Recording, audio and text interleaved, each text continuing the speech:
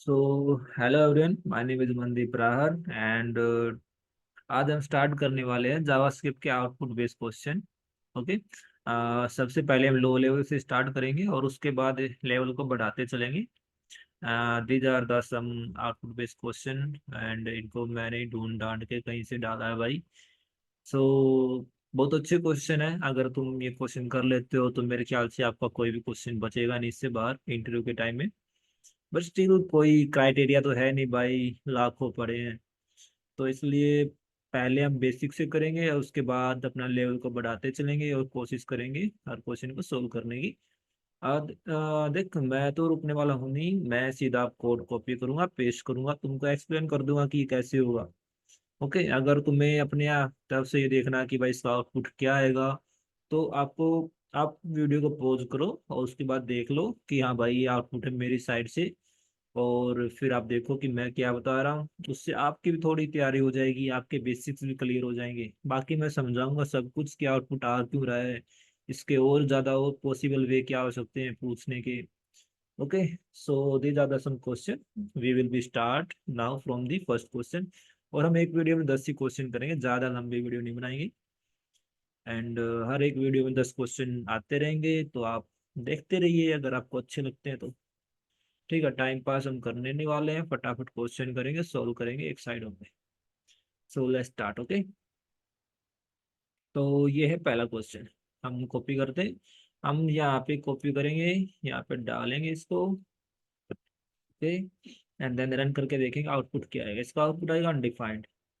Undefined आया क्यों? हम यहाँ पे क्या करें ना, हम कंसोल करा रहे हैं इसको यहाँ पे, बट इसको वैल्यू असाइन की बाद में। अगर हम किसी भी वेरिएबल को पहले कंसोल कराएंगे उसके बाद उसको वैल्यू असाइन करेंगे तो अनडिफाइंड आएगा। वैर का अनडिफाइंड आएगा। अगर यहीं पे अगर कोई लेट होगा तो ये रेफरेंस एरर देगा। ओके, वो कॉन्स्ट में भी रेफरेंस एरर ही देगा। कॉन्स्ट भी दिखा देता हूँ मैं। हाँ, तो कॉन्स्ट में भी रेफरेंस एरर ही देगा। तो यहाँ पे हो क्या रहा ना कि वैर तो अपना होस्टेड होता है ग्लोबल ऑब्जेक्ट में, but let and const hosted होते हैं टेम्पल डेड जोन में। तो इसलिए ये इस रेफरेंस एरर देता है और वहाँ पे अनडिफाइंड आता है। सो और यहाँ पे होस्टिंग भी काम कर रही है, ये नहीं कि होस्टिंग काम नहीं कर रही है। अगर आप बिहाइंड द सीन देखोगे तो ये ऐसे है। ओके, होस्टिंग काम कर रही है, बट क्या होता है ना, ये वायर और लेट का ही पंगा होता है थोड़ा सा, तो देख लेना आप। इसका आउटपुट आएगा अनडिफाइंड। सो इसका है अगला क्वेश्चन। ये है, अब ये ऑप्शन है, आप देख लो आपको कौन सा लगता है ठीक आएगा नहीं आएगा। बाकी मैं कराता हूँ इसका होगा क्या। ये अच्छा क्वेश्चन है। हाँ, तो इसका आंसर आएगा मेरे ख्याल से ये वाला, डिफरेंस एरर। ओके, हम रन करते हैं। ये आ गया रेफरेंस एरर। अब रेफरेंस एरर आया क्यों? हाँ, तो आप देख देख इसमें यहाँ पे हम क्या करें, पहले एक कॉन्स्ट ले लिया नेम से, फिर यहाँ पे नेम कंसोल करा रहे तो नेम प्रिंट हो जाना चाहिए। लेकिन ऐसा नहीं होता है। सबसे पहले होता क्या ना, सबसे पहले ये अपने पहले वाले कर्ली ब्रैकेट में ढूंढता है कि कोई नेम नाम का कोई वेरिएबल है या नहीं है। इसने देखा कि ये नेम नाम का वेरिएबल तो है। अगर है तो ये अब इसको ही कंसोल कराने की कोशिश करेगा, इसके ऊपर नहीं जाएगा। ठीक है, इसके ऊपर नहीं जाएगा, अब इसको कंसोल कराना है। लेकिन ये तो पिछले वाले ही बात होगी ना भाई, कि हम इसको वैल्यू असाइन कर रहे हैं बाद में, इसको कंसोल करा रहे हैं पहले। तो ये तो नहीं होगा ऐसे तो। ठीक है, तो ऐसे नहीं होगा। तो फिर यहाँ पे ये रेफरेंस एरर आ गया। रेफरेंस एरर क्यों आया? क्योंकि यहाँ पे क्या था, कॉन्स्ट, और यहीं पे वैर हो तो क्या होता, अनडिफाइंड आता। लेट होता तो क्या आता, रेफरेंस एरर ही आता। ओके। और अगर ये लाइन ही नहीं होती तो क्या आता, तो जोन डॉय आ जाता, क्योंकि यहाँ पे हम पहले वैल्यू असाइन करा रहे हैं उसके बाद में कंसोल करा रहे हैं। मैं आपको दिखा भी देता हूँ सारे पॉसिबल केस। सबसे पहले तो यही दिखा देते हैं, कमेंट आउट करते हैं, रन करते हैं। देखो हेलो जोन डॉय आ गया। क्यों आ गया? क्योंकि भाई पहले हमने वैल्यू असाइन की उसके बाद कंसोल किया। बस इतना सा ये क्वेश्चन था। तो let's start, move to next question. So ये क्वेश्चन है, यहाँ पे एक आउटर फंक्शन दिया, इनर फंक्शन दिया, ये क्लोजर का क्वेश्चन। ओके। और आप देखो इसका आउटपुट क्या आएगा। ओके, मैं मेरा आउटपुट देखता हूँ क्या आएगा। तो इसका आउटपुट आएगा 10। कैसे आएगा? स्टार्ट क्लोजर का अच्छा क्वेश्चन है, बेसिक सारे क्लियर हो जाएंगे अगर आपने ये सारे क्वेश्चन कर लिए तो यहाँ पे हो क्या रहा ना, ये आउटर फंक्शन हो गया, ठीक है, ये इनर फंक्शन हो गया, ये आउटर फंक्शन इनर को रिटर्न कर रहा है। हम यहाँ पे आ गया, closure equal to outer function. अब ये यहाँ पे हम क्यों करते हैं, जब भी एक फंक्शन कुछ भी रिटर्न करता है, जैसे ये फंक्शन ले लिया, ओके, और इसके अंदर ये कुछ भी रिटर्न करेगा ना, तो रिटर्न में जो भी चीज है वो वाली इसमें आ जाएगी। समझ गए? फिर से बोल देता हूँ कि अगर कोई फंक्शन है वो कुछ भी रिटर्न कर रहा है, जैसे इसने ये एक्स वाई जेड रिटर्न किया, तो अगर हम उसको ऐसे ले लेते हैं ना कि कॉन्स्ट या किसी वेरिएबल के अंदर लेते हैं और उस फंक्शन को कॉल कर देते हैं, तो उसकी रिटर्न वाली वैल्यू इसमें आ जाती है।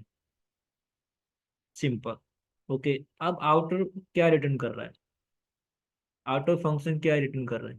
आउटर फंक्शन रिटर्न कर रहा है इनर फंक्शन को, राइट।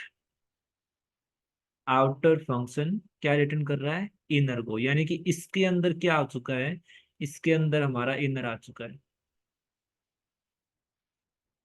ये है इसकी वैल्यू एक किस्म से, ठीक है। अब यहाँ पे ये अगर इनर आ चुका है इसके अंदर, तो मैंने इनर को क्या कर दिया, यहाँ पे कॉल कर दिया। अगर मैं इनर को अब कॉल कर रहा हूँ, इनर फंक्शन कहाँ पे मेरा, ये रहा। इनर फंक्शन को कॉल किया तो यहाँ पे हम कंसोल कर रहे हैं एक्स को। तो एक्स को सबसे पहले कहाँ ढूंढेंगे, सबसे पहले अपने इन करली ब्रैकेट में ढूंढेंगे। एक्स तो नहीं मिला, तो ये कहाँ पे जाएगा, अपने बाहर वाले में देखेगा क्या यहाँ पे है एक्स, ये एक्स है यहाँ पे, एक्स है तो ये क्या कर देगा, ये कंसोल कर देगा एक्स को। 10 आ गया। अब ये 10 आया क्यों भाई, ये इसलिए आया, यहाँ पे कर रहा है काम क्लोजर। क्लोजर क्या काम करता है, देख सबसे पहले क्लोजर होता क्या है। क्लोजर में एक आउटर फंक्शन होता है, एक इनर फंक्शन होता है, और इनर फंक्शन के पास एक्सेस या रेफरेंस होती है आउटर फंक्शन के वेरिएबल की, और यहाँ पे पैरामीटर पास किए गए हैं उसकी। ठीक है, तो इसी को बोलते हैं हम क्लोजर। ओके, क्लोजर एक फंक्शन है with their lexical environment. Okay, so आप देख सकते हो यहाँ पे हम कंसोल एक्स हो रहा है ना, ये तो इसके अंदर था नहीं फिर भी कंसोल हो रहा है, तो ये क्लोजर का एग्जाम्पल हो जाएगा, और ये 10 इसका आउटपुट आ जाएगा। तो ये क्वेश्चन था इतना सा। इसका आंसर बताइए अब क्या आएगा। ओके, तो यहाँ पे ऐड किया, एक, दो, ओके, तो नेक्स्ट गो एट हियर। तो मेरी तरफ से इसका आउटपुट आना चाहिए ये वाला 15। तो या, तो इसका आउटपुट आ गया 15। क्यों आ गया 15 भाई? यहाँ पे देखो ये सिंटैक्स है एरो फंक्शन का। ओके, और एरो फंक्शन में हम एक के बाद एक फंक्शन हम ऐसे ले सकते हैं। यहाँ पे एक फंक्शन लिया उसके अंदर पैरम है ए, एक और फंक्शन लिया उसके अंदर पैरम है बी, और दोनों को क्या कर दिया, ऐड कर दिया। और अगर हम इस टाइप से कोई भी फंक्शन लेते हैं तो हमें इस तरह से उनको कॉल भी कर सकते हैं। अब ऐड को कॉल किया, ऐड के अंदर क्या है, पहले ये वाले पैरामीटर 5 डाल दिया, फिर 10 डाल दिया, और फिर दोनों को ऐड कर दिया। ऐड कर दिया तो क्या आ जाएगा रिजल्ट, रिजल्ट को प्रिंट किया तो क्या आ गया, 15। बस ये ज्यादा मुश्किल क्वेश्चन नहीं था। तो अगला क्वेश्चन है ये वाला।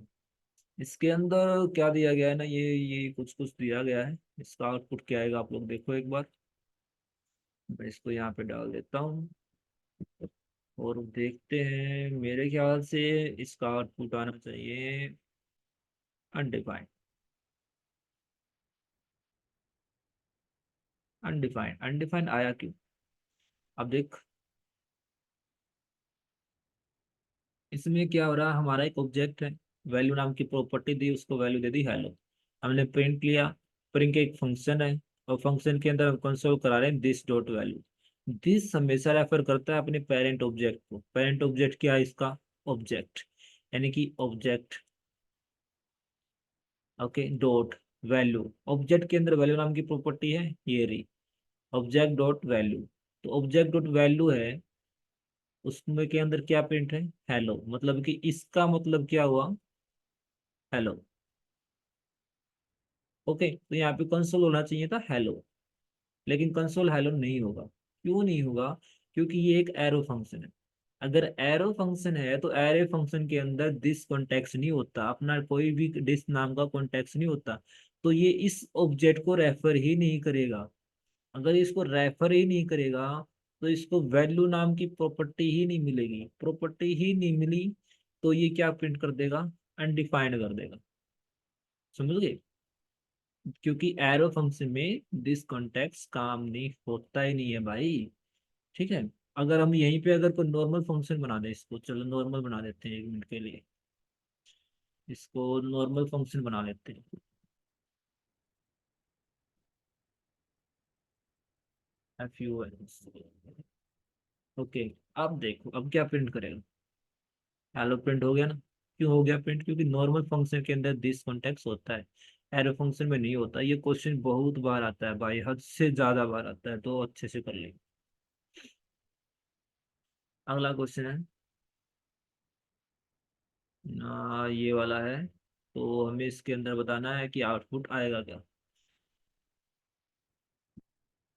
ये थोड़ा हाई लेवल क्वेश्चन है, आपको शायद समझ में ना भी आए, बट करते हैं फिर भी। पूछेगा जरूर, आंसर ऐसे ही होगा जैसे, आंसर ऐसे ही होगा जैसे मैंने बताया है। ओके, यहाँ पे हम थोड़ा ज़्यादा ले लेते हैं। तो 0 0। ओके, तो इसका आउटपुट क्या आएगा, आपको क्या लगता है? अरे सीधी बात है, 0 1 2। दो, और ये 2 सेकंड के बाद चलेगा क्योंकि सेट टाइम आउट क्या लगा है, 2 सेकंड। तो अब यहाँ पे हो क्या रहा है ना, हमारा लैटिक ब्लॉक स्कोप है। ओके, लैटिक ब्लॉक स्कोप है तो हर बार आई की वैल्यू चेंज हो जा रही है। सबसे पहले आई की वैल्यू 0 थी, फिर आई की वैल्यू 1 होगी, फिर आई की वैल्यू 2 होगी। ठीक है। और यहाँ पे हो क्या रहा है ना, हमने यहाँ पे ये सारा का सारा लूप तो चल चुका पहले। ओके, और ये सेट टाइम आउट जब तक स्टार्ट हुआ ना, इसका ये 2 सेकंड का टाइम पूरा हुआ, उससे पहले हमारा लूप खत्म हो चुका है। ये बात आपको याद होगी।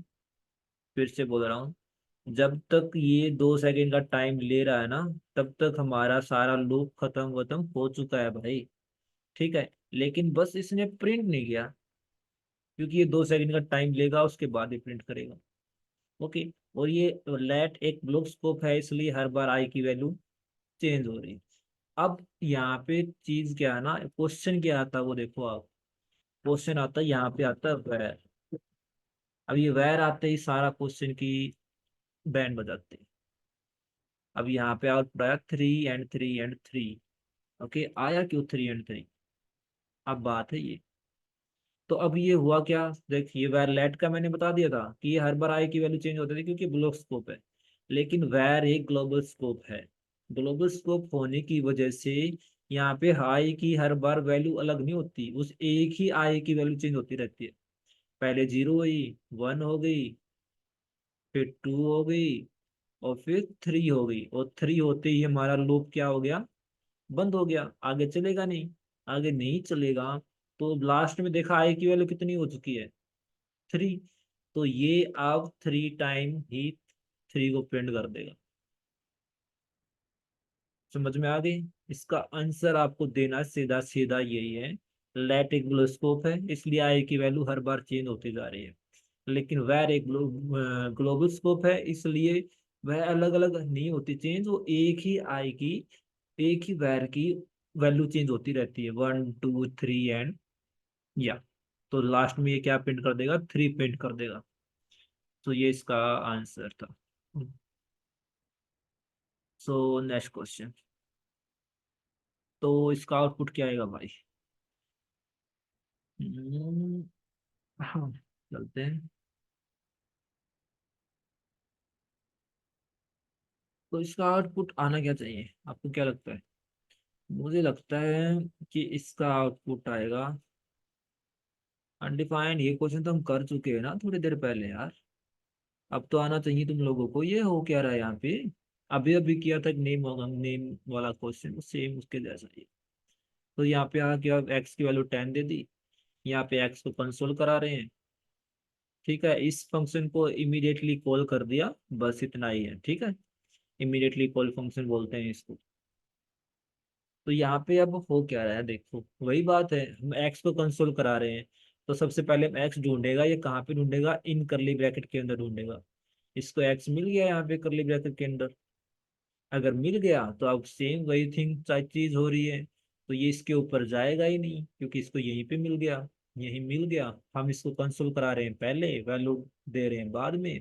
तो ये क्या रिटर्न कर देगा, अनडिफाइंड कर देगा। अनडिफाइंड क्यों किया, क्योंकि ये वैर है। अगर लेट और कॉन्स्ट होता तो क्या देता, रेफरेंस एरर देता। ओके, और अगर ये लाइन ही नहीं होती तो आउटपुट क्या आता इसका, तो आउटपुट आता 10। ओके, मैं इसको उड़ा देता हूँ। और ये 10 आता, क्योंकि अब इसको करली ब्रैकेट में तो मिला नहीं, तो ये बाहर गया, बाहर इसको मिल गया एक्स। और यहाँ पे वैल्यू पहले दी है, कंसोल बाद में करा रहे हैं, तो done. Okay, so next question. तो इसका आउटपुट क्या आएगा। देख लो आप लोग, तब तक मैं इसको यहाँ पे ले जाके यहाँ डाल देता हूँ। और अब इसका आउटपुट क्या आना चाहिए भाई। अरे ये तो सेम क्वेश्चन ले लिया गया मैंने। ये तो हो नहीं होगा, होगा नहीं है, सॉरी सॉरी। दो बार कंसोल किया गया है हमें भाई, तो इसका आउटपुट देखते हैं। इसका आउटपुट आया 20 और 10। अब 20 और 10 क्यों आया, अभी अभी बताया था मैंने आप लोगों को। सबसे पहले देखा हमने, ये एक्स है। ओके, फिर हम इसके अंदर आगे इफ है, कंडीशन लगा दी, और हमें पता है कि इफ तभी चलता है जब कंडीशन ट्रू होती है। यहाँ पे कंडीशन ट्रू है, ऑलरेडी ट्रू है, तो हम इसके अंदर आ गए। इसके अंदर देखा, लेट की वैल्यू, एक्स की वैल्यू 20 होगी। ओके, हम कंसोल करा रहे हैं एक्स को। तो एक्स को कंसोल करा रहे हैं, तो सबसे पहले कहाँ ढूंढेगा एक्स को, इन फर्स्ट वाले कर्ली ब्रैकेट के अंदर। इसको मिल गया एक्स, ये रहा, पहले वैल्यू असाइन किया, उसके बाद कंसोल करा रहे हैं, 20 प्रिंट कर दिया।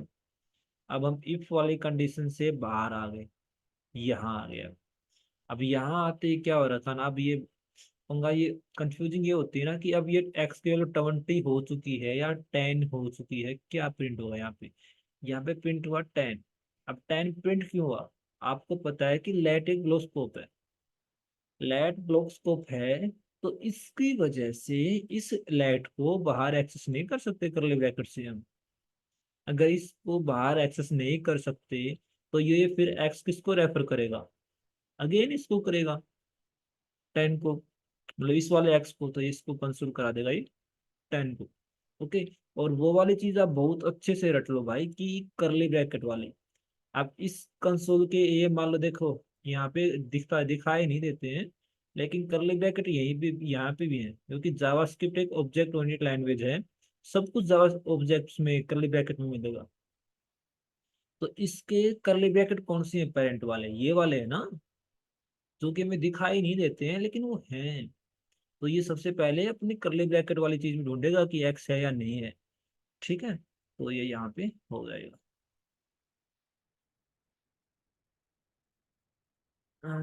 अगला क्वेश्चन है। सो इसका आंसर आप देखो क्या आएगा। मेरे ख्याल से इसका आंसर हम्म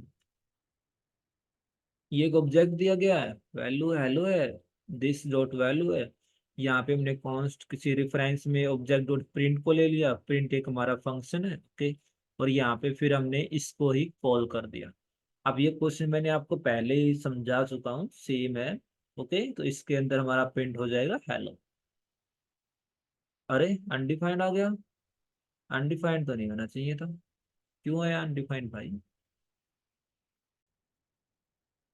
अनडिफाइंड ही आएगा, क्यों आएगा, देखो अब हुआ क्या है यहाँ पे। यहाँ पे हम एक और चीज देखेंगे अब, बहुत अच्छी चीज है, नोटिस करना। ओके, देखो नॉर्मली तो हम सोचते हैं कि भाई यहाँ पे तो प्रिंट हो जाएगा, क्योंकि नॉर्मल फंक्शन है। नॉर्मल फंक्शन के अंदर तो दिस काम करता है, तो ये हेलो आ जाना चाहिए, लेकिन ऐसा नहीं होता है।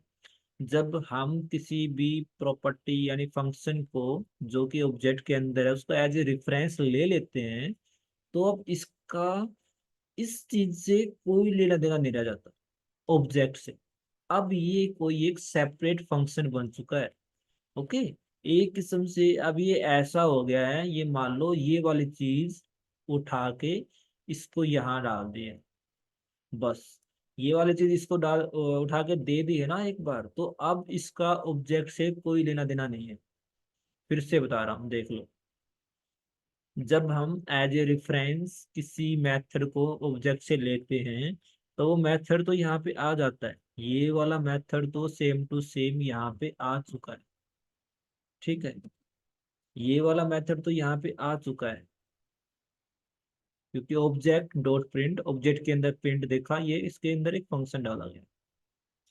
तो ये अब ऐसे है, ये अब ऐसे है, तो अब इसका कोई लेना देना नहीं है इस चीज से। अब ये एक अपने आप में अलग फंक्शन बन चुका है। ठीक है, अब हमने इसको कॉल कर दिया, इसको कॉल कर दिया, जब इसका इससे कोई लेना देना ही नहीं है, तो ये दिस ढूंढेगा।